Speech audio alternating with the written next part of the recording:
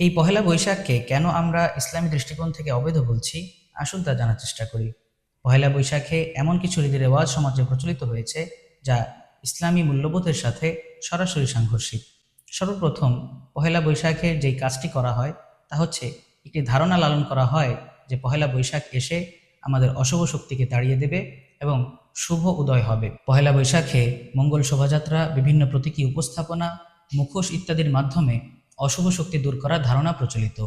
এটি মূলত এমন একটি বিশ্বাস যা আল্লাহ ছাড়া অন্য কিছুর মাধ্যমে কল্যাণ বা অকল্যাণ নিয়ন্ত্রণের ধারণা দেয়। অথচ কালামুল্লাহ মাজিদে আল্লাহ তাআলা বলেন, ওয়া ইন ইয়ামসাসকাল্লাহু বিদুররিন ফালা কাশিফা লাহু ইল্লা হু।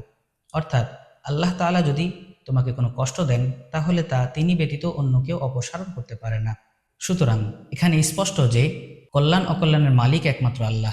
অন্য কিছুর প্রতি এই বিশ্বাস রাখা শিরকের দিকে নিয়ে যায়। দ্বিতীয়ত, পহেলা বৈশাখে বিজাতীয় ধর্ম ও সংস্কৃতি অনুসরণ করা হয়, কেননা এই পহেলা বৈশাখের বিভিন্ন উপাদান প্রাচীন পৌত্তলিক ও হিন্দুত্ববাদ থেকে এসেছে, যেমন বিভিন্ন প্রতীক ও এ জাতীয় বিষয়গুলো। অথচ আল্লাহ রাসূল সাল্লাল্লাহু আলাইহি ওয়াসাল্লাম বলেন, মান তাশাব্বাহা বিকওমিন ফাহুয়া মিনহুম। অর্থাৎ যে ব্যক্তি যে জাতির অনুসরণ করে সে তাদের অন্তর্ভুক্ত। সুতরাং মুসলিমদের জন্য বিজাতীয় ধর্মীয় বা আচারগত সংস্কৃতির অনুসরণ করা গুরুতর বিষয়। তৃতীয়ত, আমাদের সমাজে আমরা দেখতে পাই এই পহেলা বৈশাখকে কেন্দ্র করে নারী পুরুষের অবাধ মেলামেশা, অশালীনতা, গান বাজনা ইত্যাদির আয়োজন করা হয়। অথচ আল্লাহ পাক রব্বুল ইজ্জত জাল্লা জালালুহু বলেন, ওয়ালা তাকরাবুল ফাওয়াহিশ। অর্থাৎ তোমরা অশালীনতার ধারে কাছেও যাও না।